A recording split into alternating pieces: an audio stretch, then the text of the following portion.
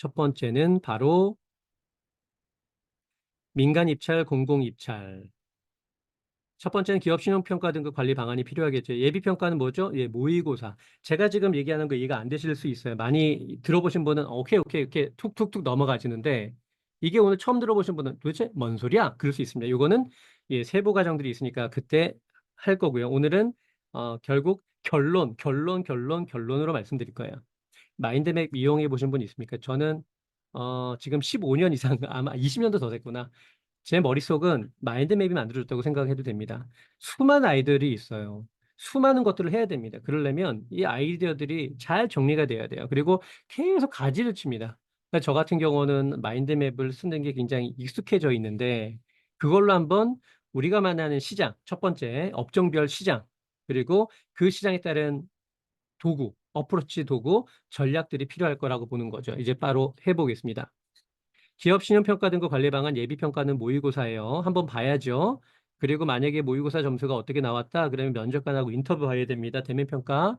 대면평가는 재무제표에 반영되지 않은 비재무적인 부분, 그리고 예를 들어 작년 12월 31일까지의 재무제표만 있고, 지금 이제 8개월 정도 시간 텀이 생겼는데, 이 시간 동안에 우리가 재무제표만 가지고는 좀 불리한 여러 가지 것들이 추가로 생성됐다. 뭐 신규 거래처가 늘었다, 신규 수주가 늘었다, 작년에 뭐 여러 가지 안 좋았던 매출 채권이 회수되었다라고 하는 그러한 정성적인 평가를 반영해서 면접 보자. 면접을 본다는 건 결국 면접관을 설득시키는 일이니 그런 걸 통해서 등급을 높이자라는 게 바로 첫 번째 기업 신용평가 등 관리 방안이에요. 두 번째는 사업계에서 잘 써야 됩니다. 세 번째, 이제는 입찰은 뭐냐? 아까도 제가 말씀드린 신중 기획 그리고 입증이잖아요. 우리 공사를 누군가가 맡았는데 사람이 떨어져서 사망해요. 큰일 납니다. 산업 안전에 대한 부분은 이젠 너무나 중요하죠. 그러다 보니까 중대재해처벌법에 대한 대응이 필요한데 제가 갑자기 세로 가로했어요. 중대재해처벌법에 대한 대응으로 많은 분들이 IS 45001만 얘기하신 분이 있고 어떤 분은 위험성 평가만 얘기하신 경우가 있습니다. 물론 사고가 났을 때는 위험성 평가가 더 맞아요. 하지만 위험성 평가를 만약에 우리가 사업 현장에 가로, 이제 플랫하게 가로라고 보고 세로는 뭐냐면 경영상의 위계 질서, 시스템, 대표가 있고 전무가 있고 상무가 있고 부장이 있고 차장이 있고 뭐 대리가 있고 사원이 있을 거잖아요. 그러한 경영상의 최꼭대기 오야가 중대재해처벌법에 대한 분명한 가이드라인과 명확한 철학이 있어야 아래까지 내려온다면 바로 인증은 시스템이기 때문에 얘는 세로고요. 위험성 피한 현장에서 어떤 끼임 사고야, 폭발 사고야, 뭐 눌림 뭐 등등등이 있잖아요. 그런 건 바로 가로다. 결국 세로가 되어야 가로가 된다라고 보면 세로 가로가 모두 필요하다. 그래서 45,000일과 같은 인증 포함해서 위험성 평가라는 가로의 어떤 요인까지 준비하면 좋겠다. 그리고 제가 이제 지난번에 현대건설에서 ESG 보고서를 7월 31일까지 제출하세요 했는데 제출을 못했어요. 알아보니까 제출 못했어요. 입찰에서 아마 떨어졌을 거예요. 골 때리는 겁니다. ESG 보고서가 준비가 안 되면 이제는 업체에서 선택을 안 해요. 평가 등급 보고서 필요하다가 첫 번째 민간 입찰, 공공 입찰이라는 업종에 있는 분들을 만났을 때 할 수 있는 포인트 몇 가지를 정리해 놓은 거예요. 이렇게 제가 업종별로 정리해 놨다는 거예요. 두 번째, 건설업체. 요즘 건설 많이 힘듭니다. 많은 분들이 4대 보험료 어떻게 절감시켜요? 되게 좋죠. 요즘에 인건비 고민이 많은데 4대 보험료 절감 주면 왔다죠. 그런데 4대 보험료 절감 방안에서는 뭐가 필요하냐면 여기 이제 산재보험료 절감 방안이라는 표현을 다른 걸 줄일 수는 없어요. 산재보험료 절감을 할 수 있는 포인트가 있다 보니까 4대 보험료 절감 방안은 이렇게 나오는 거고 그 건설은 대부분이 입찰이에요. 공공입찰 또는 협력업체 등록이기 때문에 기업 신용평가 등급 관리 너무너무 중요합니다. 위험선표가 당연히 중요하죠. 그리고 건설은 특허가 많아요. 특허 관리도 해야 됩니다. 그리고 건설만큼 복잡한 인사노무 관계 없습니다. 인사노무 해야 됩니다. 저희 연결되어 있는 김소리 노무사님은 건설 쪽에 아주 특화되어 있는 분이세요. 세 번째 의사시장이에요. 슥슥슥 넘어가는 거예요. 성실신고 대상 대부분 되죠. 세무조사 타겟이 됩니다. 직원관리 필요하죠. 특히 MZ세대들의 소통이 쉽지 않고요. 직원관리 네 그거 아시죠? 영원히 제가 될 때까지 태운다. 그게 뭐라 그러더라. 아무튼 병원 내에서는 그 직장 내 괴롭힘이 어마어마하답니다. 그래서 직원 관리. 그래서 얼마 전에 김소리 노무사님이 여성 비율이 높은 기업이 주로 병원인데 병원 쪽에 노동성 조사가 집중되고 있다라는 주제로 강의까지 하셨었잖아요. 의사들은 뭐 아닐 수도 있지만 어떠신가요? 혹시 주변에 병원을 괜찮은 지역에 괜찮은 입지를 갖고 있는 병원을 갖고 계신 분들이 보통 흑수저인가요? 금수저인가요? 제가 아는 의사들도 많거든요. 대부분 금수저예요. 부모님들이나 장인 장모님이 지원 안 해주시고 그 좋은 입지에 병원 차리기 쉽지 않습니다. 그러다 보면 금수저는 물려받을 재산이 있어요. 상속증여.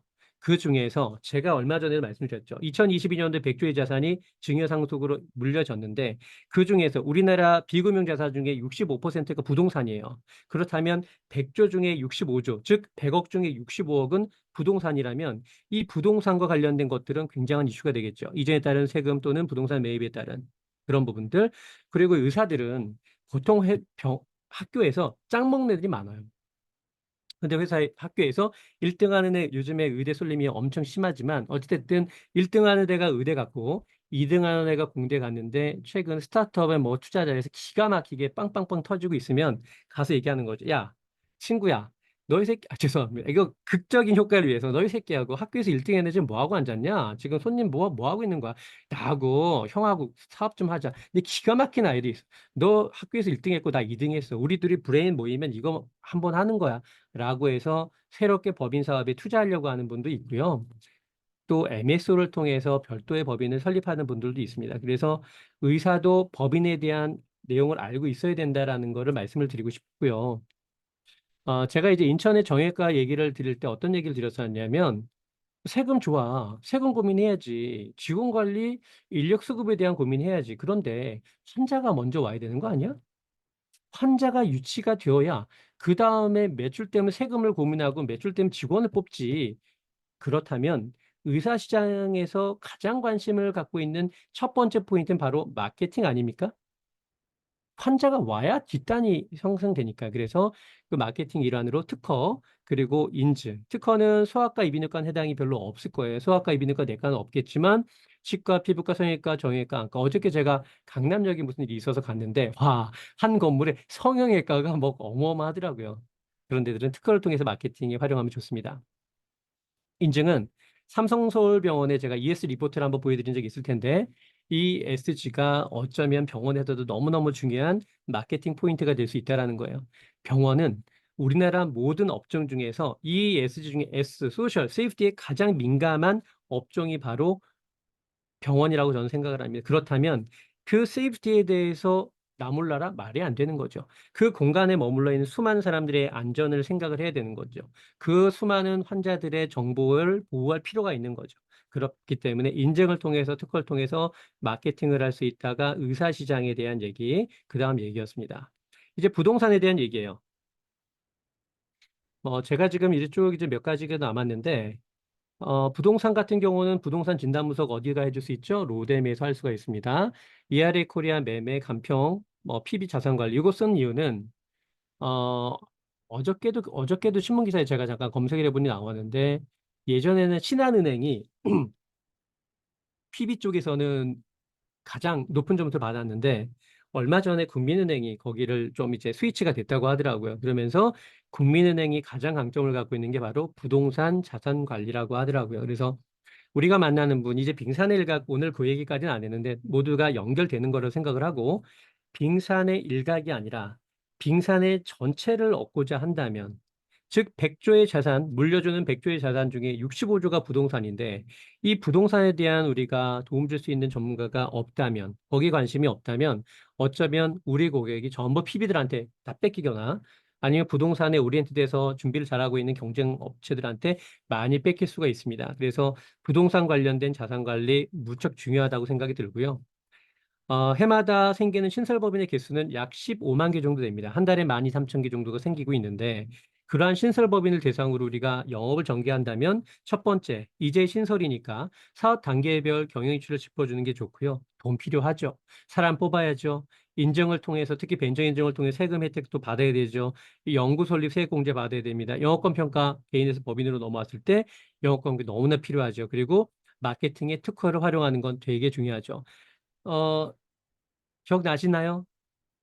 드론 기억나시죠? 이제 얼마 안 된 회사입니다. 그러나 그런 특허를 통해서 우리가 수주하려고 하는 업체들한테 특허를 마케팅 포인트로도 할 수 있다라는 거. 그리고 신설법인 신경 안 쓰시는 분도 있는데 물론 뭐 3년이 어느 정도는 지나기 전까지는 괜찮은 신용평가 등급을 받기는 어렵습니다. 하지만 거래처와 매출처를 확보하고 그리고 조달 입찰이나 민간 입찰, 협력주의 등록을 통해서 안정적인 매출처와 거래처를 확보하기 위한 대표님들은 반드시 시험평가 등급 관리를 신경 쓰셔야 돼요. ESG는 이제는 뭐 말하지 않아도 제가 ESG를 설명드릴 때 두 가지 생각나시죠? 수요와 공급. 공급은 공급망으로 구성되어 있습니다. 삼성전자의 완제품을 만들기 위해 수많은 부품사들이 들어가는데 그 수많은 기업들이 ESG를 충족하지 못한 부품을 만든다면 삼성전자에서 채택할 리가 없습니다. M&A는 ESG하고 관련이 많습니다. M&A는 약간의 어떤 느낌, 투자의 느낌이 많잖아요. 요즘에 펀드에서도 사모펀드에서 많이 투자를 하니까. 그런데 저번에도 이제 말씀드린 한전에서 석탄 회사에 투자했던 이력이 있어서 세계적인 투자 자산 운용사 블랙락에서 아주 유심히 쳐다봐야 할 회사야. 한전은 너희 새끼들 계속 그렇게 하면 너희들 투자 자금 전부 회수해라고 경고장을 보냈어요. 즉 ESG를 충족하지 못하는 회사들은 투자도 받기 어렵다라는 생각입니다. M&A를 미인이라고 생각하는 거예요. 저는.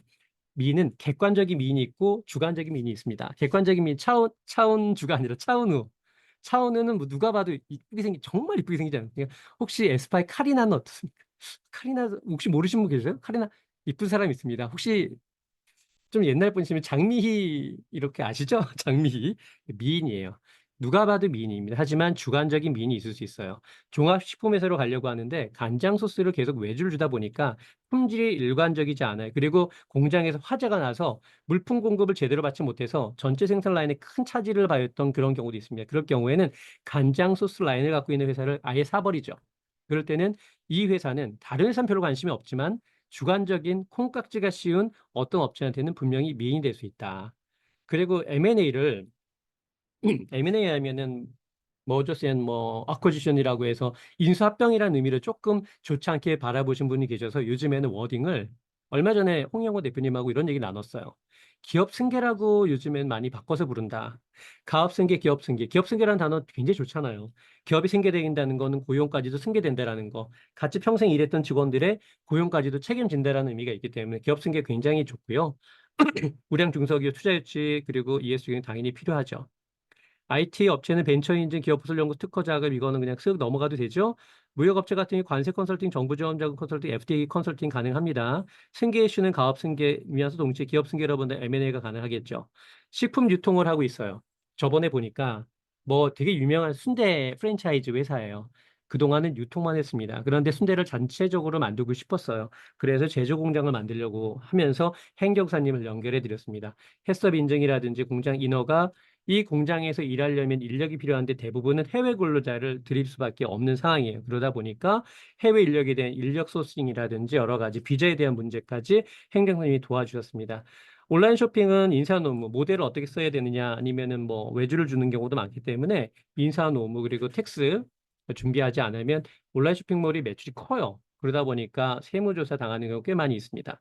이런 부분까지 해서 제가 짧은 시간, 15분이라는 시간 동안에 시장 그리고 어프로치에 대한 부분을 이너서클이 갈 수 있는 시장, 함께하는 전문가 그룹을 통해 갈 수 있는 시장에 대한 얘기를 했습니다. 딱 15분 끝났고요.